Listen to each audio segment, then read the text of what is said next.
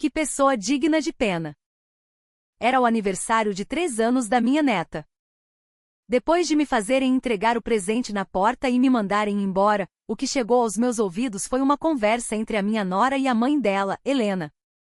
Ela nem imagina que a maior parte dos 8.000 reais que nos dá todo mês para a neta, na verdade, somos nós que gastamos, não é? É verdade. Graças a ela conseguimos ter uma vida muito boa. As vozes das duas, repletas de risos, atravessaram a janela. Ela está tão desesperada para ver a neta que aguenta qualquer humilhação. É tão fácil de manipular, uma verdadeira conveniência. Naquele instante, algo dentro de mim, no fundo da minha alma, se partiu com um estalo seco e definitivo. O retorno por todo o meu sacrifício, uma ajuda que somava mais de 550.000 reais, era este. Mas o que elas não sabiam, o que nem sequer imaginavam, era o quão assustadora a mulher que elas tanto desprezaram poderia se tornar. Meu nome é Sônia Mendes, e tenho 68 anos. Vivo com meu marido, Roberto, ambos aposentados. Roberto foi gerente de banco por toda a vida, um homem de natureza meticulosa e organizada. Eu fui professora do ensino fundamental por 38 anos, uma carreira dedicada a orientar e cuidar de crianças. Dona Sônia, a senhora é uma pessoa tão gentil, era o que minha vizinha, Dona Elza, costumava me dizer com um sorriso caloroso. Dona Elza, uma enfermeira aposentada, é nossa amiga de longa data, uma presença constante e reconfortante em nossas vidas. Sempre fui ativa na comunidade, participando de atividades voluntárias no centro comunitário do nosso bairro em São Paulo. Nosso único filho, Lucas, tem 35 anos. Ele seguiu os passos do pai e trabalha em um banco. É um filho sério, dedicado e eu sempre acreditei, de bom coração. Há 3 anos, ele se casou com Beatriz, de 32 anos, que trabalhava como recepcionista em uma clínica médica. A primeira impressão que tive dela foi a de uma mulher educada, de fala mansa e aparência agradável. Sogra, muito obrigada por tudo sempre, ela dizia com uma deferência que nos cativou.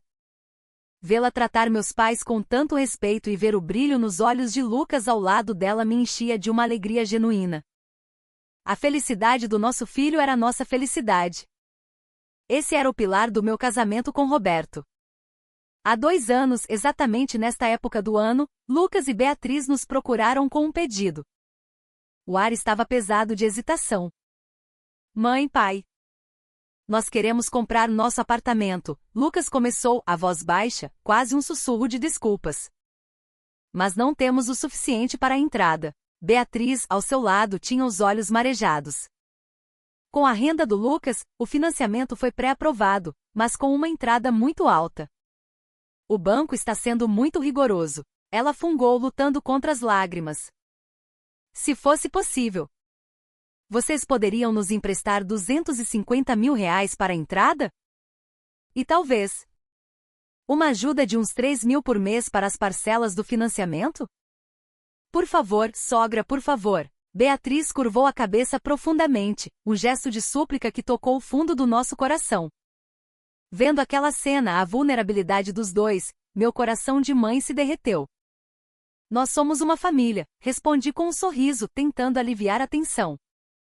É claro que vamos ajudar. Roberto, ao meu lado, assentiu com firmeza. É o começo da nova vida de vocês, claro que apoiamos. No dia seguinte, fomos ao banco para formalizar tudo. Roberto, com sua mente de bancário, fez questão de redigir um contrato de mútuo, um documento simples, mas oficial. Só por precaução, ele disse. Nossa intenção era dar o dinheiro, mas respeitamos o desejo deles de, um dia, nos pagar de volta. Agora vocês podem comprar o apartamento dos sonhos sem preocupação, eu disse, sentindo uma onda de felicidade por eles. Lucas e Beatriz ficaram radiantes. Pai, mãe, muito, muito obrigado. Os olhos de Lucas brilhavam com lágrimas de gratidão. Nós vamos devolver cada centavo, eu prometo, Beatriz acrescentou, também chorando. 6 meses depois, recebemos a notícia mais maravilhosa. Mãe, eu estou grávida. Quando Beatriz nos contou, timidamente, eu pulei de alegria. É sério. Meu primeiro neto. Para nós, não havia notícia melhor no mundo. O sonho de ser avó era algo que eu nutria há anos. Você deve estar sofrendo com os enjoos, não é? Se precisar de qualquer coisa mesmo, não hesite em me ligar. Preocupada com o bem-estar de Beatriz durante a gravidez, comecei a ajudar com as despesas do pré-natal, vitaminas, e até comprei alguns itens do enxoval. Sogra, não sei como agradecer, ela dizia, sempre com aquele tom polido e grato. Quero tanto conhecer meu netinho, eu pensava todos os dias e cada visita a uma loja de bebê se tornava uma caça ao tesouro por roupinhas e brinquedos adoráveis. E então, 10 meses depois, a nossa tão esperada neta, Sofia, nasceu. Mãe, ela nasceu. A voz de Lucas no telefone era pura euforia. As lágrimas de felicidade escorriam pelo meu rosto sem que eu pudesse contê-las. Graças a Deus, que bênção, Roberto suspirou aliviado ao meu lado. Mal sabíamos nós, naquele momento de pura alegria, que estávamos no limiar de um período de humilhações indescritíveis. Mal podíamos imaginar que todo o amor que derramamos sobre nossa neta nos seria devolvido da forma mais cruel, e que a verdadeira face de Beatriz estava prestes a se revelar. A chegada de Sofia transformou completamente nossas vidas. Nossos dias giravam em torno dela, cada pensamento, cada plano. Vivíamos na expectativa de acompanhar seu crescimento. No entanto, desde a primeira visita à maternidade, uma sombra de pressentimento começou a se formar. Sogra, me desculpe, mas a imunidade de um recém-nascido é muito frágil. Peço que a visita seja apenas pelo vidro do berçário, disse Beatriz. Suas palavras eram educadas, mas a frieza por trás delas me feriu profundamente. Ah, entendo. Mas o Lucas está com ela no colo, não está? O Lucas é o pai, é diferente, ela respondeu, e o tom final em sua voz fez meu coração afundar. Uma semana depois, a mãe de Beatriz, Helena, visitou o hospital. Para minha surpresa e dor, Helena, ao contrário de mim, teve acesso irrestrito. Ela pegou a pequena Sofia no colo sem qualquer cerimônia. Helena pode segurá-la? Perguntei, tentando manter a voz neutra. Minha mãe é uma pessoa limpa, não há com que se preocupar, Beatriz respondeu de forma displicente. Avós com o mesmo status, mas tratamentos tão distintos. O que ela queria dizer com aquilo? Que eu era suja. Um mês depois, houve o batizado. Estávamos ansiosos, esperando o convite, imaginando a cerimônia. Mas o que recebemos foi uma única mensagem de texto, dias depois. Já batizamos a Sofia. Junto, uma foto. Nela, Lucas e Beatriz sorriam ao lado dos pais dela, Helena e seu marido, com a pequena Sofia nos braços da avó materna. Por que não nos avisaram? Perguntei a Lucas pelo telefone. Ah, foi? Nossa, com a correria esqueci de te ligar.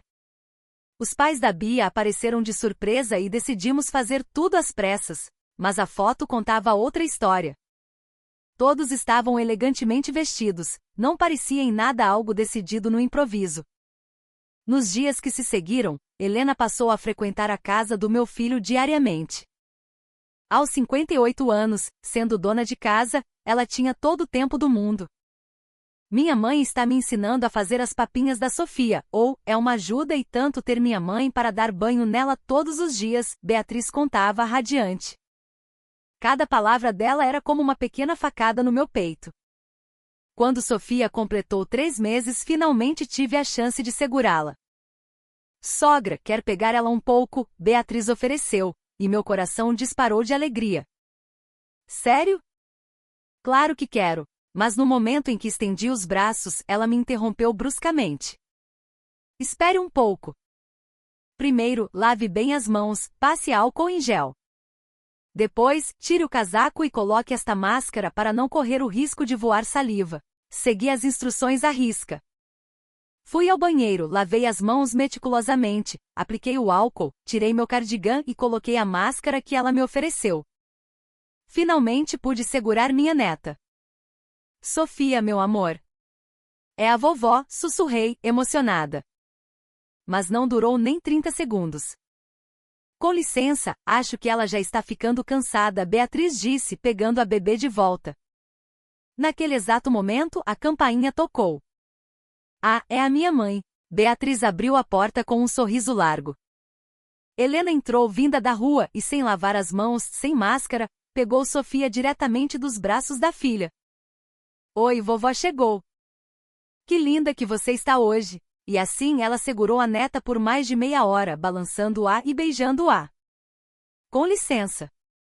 A Helena não precisa lavar as mãos, ousei perguntar. A expressão de Beatriz mudou instantaneamente. O rosto amigável se contorceu em uma máscara de desprezo. Minha mãe não é como você, ela não é suja. Por favor, não toque na minha filha com essas mãos imundas, ela gritou, os olhos fascando de raiva. Senti o ar me faltar. Não precisava falar assim, consegui murmurar, a voz trêmula. Mas é a verdade. As suas mãos são todas enrugadas, parecem sujas. E tem um cheiro estranho, sabe? Não quero que comparem a minha mãe com uma pessoa assim. Beatriz continuou, cada palavra um golpe. Cheiro. Mas eu tomo banho todos os dias. Eu estava completamente atordoada. Deve ser aquele cheiro de velho, sabe? Cheiro de naftalina. Pode não ser culpa sua, mas não acho que faça bem para um bebê. Ela finalizou, implacável. Me desculpe, gaguejei, sentindo as lágrimas queimarem meus olhos. Acabei indo embora mais cedo naquele dia. Ao chegar em casa e contar tudo a Roberto, ele tremia de raiva. Que absurdo! Como ela ousa dizer uma coisa dessas? Mas... e se for verdade? E se eu realmente tiver um cheiro? Eu disse, cheirando minhas próprias mãos, mas não senti nada. Os dias seguintes foram uma sucessão de humilhações. Helena praticamente se mudou para a casa de Lucas, cuidando de tudo, desde a comida até o banho e a hora de dormir. Para nós, as regras eram claras. Por favor, avisem com uma semana de antecedência se quiserem nos visitar, e a visita deve durar no máximo 30 minutos. Era como se precisássemos marcar hora. Até a forma de nos chamar era diferente. Helena era a vovó, enquanto eu era a vovó Sônia, ou às vezes, apenas a outra avó. Qual era a diferença? Até nas fotos de família, o tratamento era vexatório. Helena sempre se sentava no centro, com Sofia no colo. Lucas e Beatriz se posicionavam ao seu lado. Roberto e eu éramos relegados às extremidades, como meros figurantes. Mesmo assim, eu continuei a ajudar financeiramente, acreditando que um dia eles reconheceriam meu esforço. Mas os pedidos de dinheiro só aumentavam.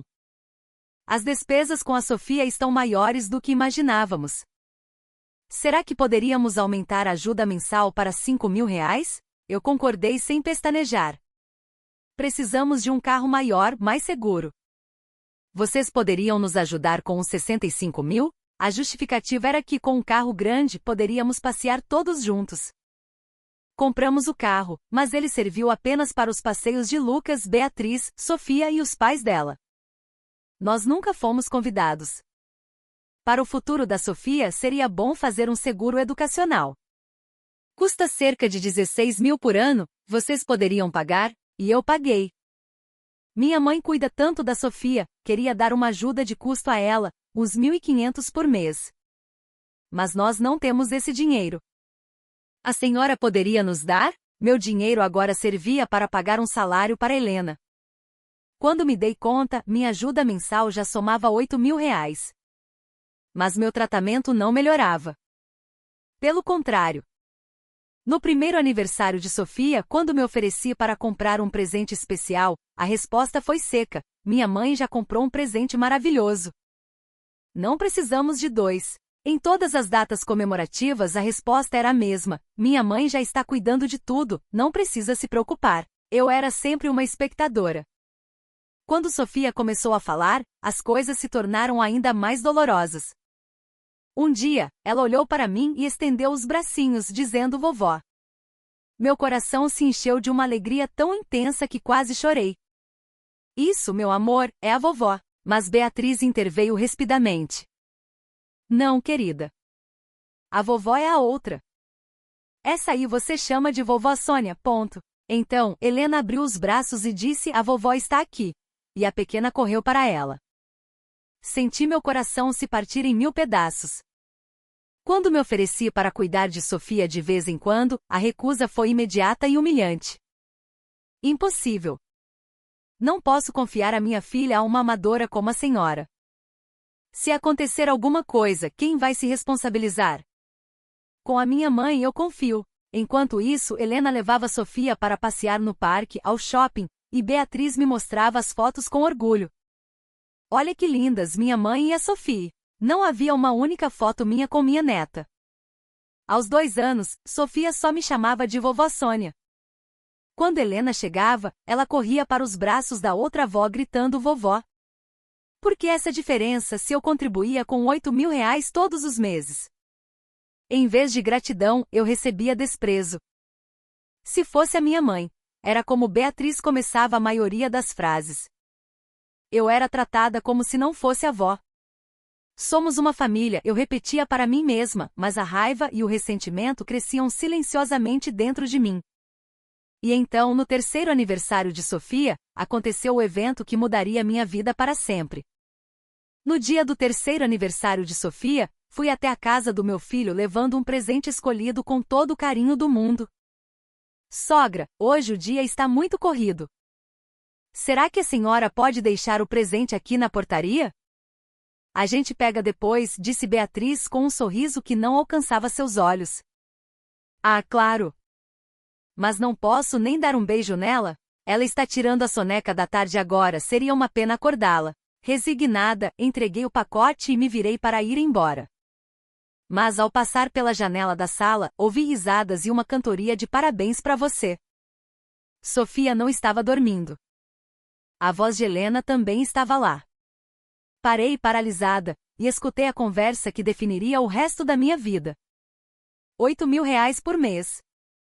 Quem diria que existe uma idiota tão grande assim? Era a voz de Beatriz. Meu coração parou. É verdade. E o melhor é que ela nem desconfia que a maior parte desse dinheiro fica para nós, e quase nada vai para Sofia, respondeu Helena rindo. Não importa o quanto a gente a despreze, o quanto a gente a humilhe, ela continua pagando. É uma imbecil, continuou Beatriz cruelmente. Ser chamada de suja pela própria nora e não ter coragem de reagir. Que mulher patética, Helena concordou. Ela está desesperada para ver a neta, por isso aguenta tudo. É tão patética. Meu corpo inteiro tremia. Raiva, tristeza, desespero. Uma avalanche de emoções me atingiu. Mas eu bem que queria tirar um pouco mais dela. Queria aumentar minhas sessões de estética, disse Beatriz. Com um pouco mais de manipulação, talvez a gente consiga mais. Afastei-me dali em silêncio. Não havia lágrimas. Em seu lugar, uma fúria fria e cortante começou a queimar dentro de mim. Ao chegar em casa, Roberto me acolheu, preocupado. Sônia, o que aconteceu? Você está pálida. Contei tudo a ele. O rosto de Roberto ficou vermelho de indignação. Que canalhas! Ingratos. Mas eu já estava calma, assustadoramente calma. Roberto, não podemos agir com emoção.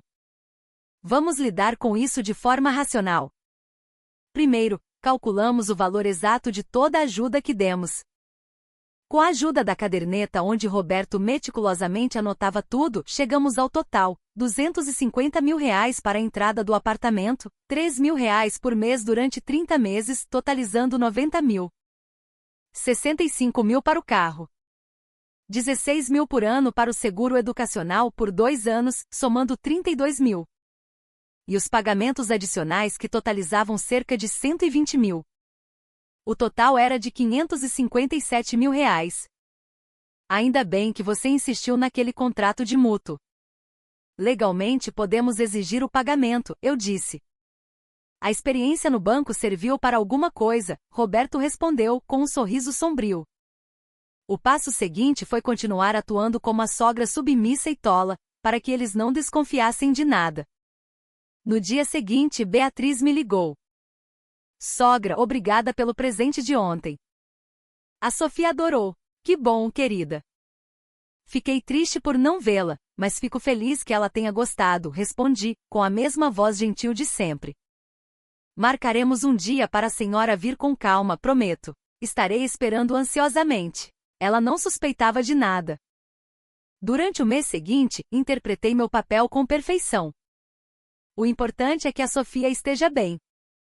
Mesmo que eu não possa vê-la, fico feliz em poder ajudar. Concordei com novos pedidos, sempre com a frase "somos uma família". Mas por baixo dos panos, a engrenagem da minha vingança já estava em movimento.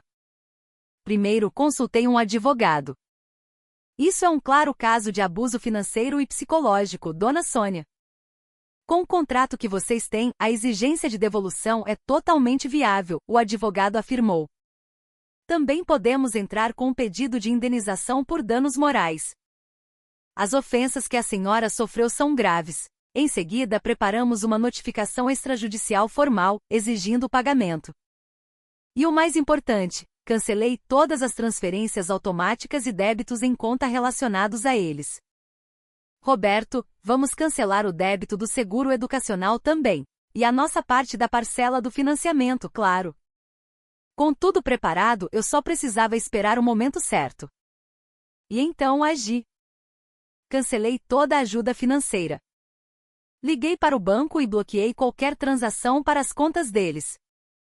Enviei a notificação extrajudicial por correio com aviso de recebimento. Exigimos o pagamento integral e imediato da quantia de R$ 557 mil. Motivo: quebra total da relação de confiança devido a ofensas que ferem a dignidade humana e exploração financeira. O documento redigido pelo advogado tinha peso legal. Caso o pagamento não seja efetuado, daremos início ao processo judicial. Quando tudo estava feito, senti um alívio imenso, uma sensação de libertação. Roberto, fiz a coisa certa, não fiz? Sônia, você foi brilhante, meu marido me apoiou orgulhoso. Eu podia imaginar a cara deles ao lerem aquele documento. Pela primeira vez em 68 anos, eu estava lutando por mim. Nunca mais eu seria a pessoa digna de pena. No dia seguinte ao envio da notificação, meu celular tocou. Era Lucas. Mãe. O que significa isso? Sua voz era um misto de pânico e incredulidade. Do que você está falando, meu filho? Respondi calmamente. Dessa notificação. R$ 557 mil de uma vez? Só pode ser uma brincadeira. Não é brincadeira nenhuma. É uma cobrança legítima, baseada no contrato que assinamos. Minha voz era fria como gelo. Mas o combinado não era esse. A gente ia pagar aos poucos, quando pudesse. O combinado, Lucas, valia enquanto vocês nos tratavam como família. Mas eu ouvi. Ouvi tudo. Ouvi vocês me chamando de idiota, de imbecil. Um silêncio pesado caiu do outro lado da linha. Você ouviu? Ele gaguejou. Passe o telefone para a Beatriz. Depois de um momento, ouvi a voz dela. Sogra, não foi isso que a senhora ouviu. Houve um mal-entendido, por favor, não se exalte. Eu não estou exaltada, Beatriz. Estou agindo legalmente. Se vocês não me tratam com respeito, não esperem respeito de mim. Eu ouvi você e sua mãe rindo, me humilhando. Ouvi tudo. Ela ficou sem palavras. A partir de hoje, qualquer contato será através dos nossos advogados. E desliguei. Na manhã seguinte, os dois estavam na minha porta. Mãe, vamos conversar, Lucas implorou. Sogra, nós erramos, por favor, nos perdoe, Beatriz chorava. Vocês passaram 2 anos me tratando como lixo. Acham que um pedido de desculpas resolve tudo? Disparei, sem abrir a porta. Sogra, por favor. Não temos como pagar esse valor. Isso agora é problema de vocês. Dinheiro emprestado deve ser devolvido. E a Sofia? Como ela fica nisso tudo? Pelo menos continue com a ajuda mensal. Ela teve a audácia de pedir. Eu ri um riso amargo. Você tem noção do que está dizendo? Depois de tudo que fizeram, ainda querem meu dinheiro? Acabou. A fonte secou. Mãe, o que a gente vai fazer? A voz de Lucas era de puro desespero. É problema de vocês. Vendam o apartamento que não podem pagar, vendam o carro que eu comprei. Quero meu dinheiro de volta. E não me procurem mais ou chama a polícia. Bati a porta na cara deles. Depois disso, o colapso financeiro deles foi rápido e total. Sem os R$ 8.000 mensais, o orçamento desmoronou. Com a cobrança de mais de R$ 500 mil, o pânico se instalou. O financiamento do apartamento atrasou e as cartas de cobrança começaram a chegar. Beatriz tentou pegar empréstimos em financeiras, mas com juros altíssimos, a dívida virou uma bola de neve. Ela recorreu a Helena, que a dispensou friamente: não tenho esse dinheiro. Se você tivesse sido mais esperta, nada disso teria acontecido. Agora sua falta de caráter ficou exposta, e nós também passamos vergonha no bairro. Sem o apoio da mãe, Beatriz desmoronou. A notificação do nosso advogado foi implacável. Se o pagamento não for efetuado, solicitaremos a penhora de salário e de bens. O comunicado legal chegou também à empresa de Lucas, e logo seus colegas de trabalho sabiam do problema. A humilhação no trabalho o estava destruindo psicologicamente. 3 meses depois, o apartamento novo foi colocado à venda. Mas em uma venda forçada, conseguiram apenas 60% do valor de mercado. Mesmo assim, a dívida não foi quitada. Ainda restavam mais de R$ 100.000 a serem pagos. Beatriz veio uma última vez, ajoelhou-se na minha calçada. Sogra, por favor, nos dê outra chance. Eu fui a culpada de tudo, eu me arrependo do fundo do meu coração. Pela Sofia, vamos consertar as coisas. Mas meu coração já era de pedra. É tarde demais. Não tenho obrigação nenhuma de ajudar vocês. Respondi através da porta fechada. Vá embora. Eles acabaram se mudando para uma pequena kitnet em um bairro distante. Lucas, além do trabalho no banco, começou a fazer bicos como caixa de supermercado à noite. Beatriz colocou Sofia, de 3 anos, em uma creche pública e arrumou um emprego de meio período, mas o que ganhavam mal dava para cobrir as despesas básicas e a dívida que não parava de crescer. Enquanto isso, nossa vida mudou drasticamente. Sônia, é inacreditável que você dava R$ 8.000 por mês para eles, disse Roberto, olhando nosso extrato bancário. Com esse dinheiro podemos finalmente fazer as coisas que sempre adiamos. Sem o fardo financeiro, nosso orçamento floresceu. Começamos a desfrutar de pequenos luxos, uma viagem por mês para um hotel fazenda, a compra de livros, materiais para meu novo hobby de cerâmica. Dona Sônia, começou um hobby novo? Perguntou Dona Elsa. Sim, estou fazendo aulas de cerâmica. É maravilhoso. Que bom. A senhora parece tão mais leve, tão feliz, e era verdade. Aos 68 anos, eu estava começando uma nova vida. Fiz novos amigos, comecei a dar aulas de reforço voluntárias para as crianças do bairro. O sorriso puro delas curava minha alma. 6 meses depois, Dona Elsa me contou as novidades. Seu filho e a esposa estão passando por um aperto terrível, não é? É o que dizem, respondi calmamente. Beatriz está exausta entre o trabalho e a filha, e Lucas parece que vai ter um colapso de tanto trabalhar. É o que eles plantaram, minha voz era firme. Dizem que a pequena Sofia vive perguntando pela vovó Sônia, que sente sua falta. Apenas essa frase me causou uma pontada de dor. Mas eu me recompus rapidamente. Sinto pela menina, mas a culpa é dos pais dela. 1 ano depois, escrevi em meu diário: uma nova vida aos 68 anos. Nunca pensei que seria tão plena. Não precisamos tolerar o desrespeito, nem mesmo da família. Lutar por dignidade não é um erro. O tempo que me resta será para minha felicidade. Um dia, recebi uma carta de Beatriz. Sogra, minhas palavras impensadas destruíram anos de bondade e apoio. Arrependo-me amargamente de tê-la chamado de suja. Por favor, me dê uma chance de conversar. Li a carta e, sem hesitar, a coloquei no triturador de papel. É tarde demais. Minha decisão estava tomada. Eles eram parte do meu passado. Sua decisão foi a mais correta, Sônia, disse Dona Elsa um dia. Obrigada. Precisamos valorizar nossa própria vida. Nunca é tarde demais. Eu sorri. Não havia arrependimento. Se eu tivesse continuado a suportar tudo em silêncio, ainda seria a fonte de dinheiro conveniente deles. Minhas mãos, que eles chamaram de sujas, continuariam a lhes entregar R$ 8.000 por mês. Mas agora, essas mãos moldam belas peças de cerâmica, ajudam crianças a aprender e seguram a mão do meu marido em nossos passeios. Roberto, se não fosse pelo seu apoio constante, eu não teria conseguido. Foi você, Sônia, que teve a coragem de se levantar.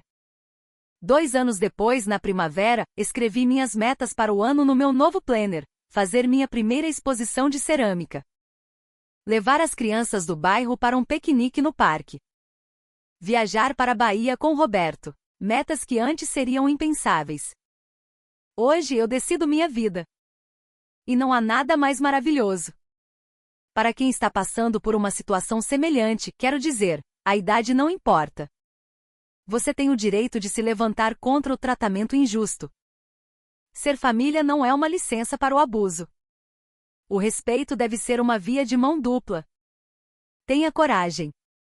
Se você sabe que está fazendo a coisa certa, o caminho se abrirá. Aos 70 anos, minha vida é mais feliz do que nunca. Eu conquistei uma nova vida.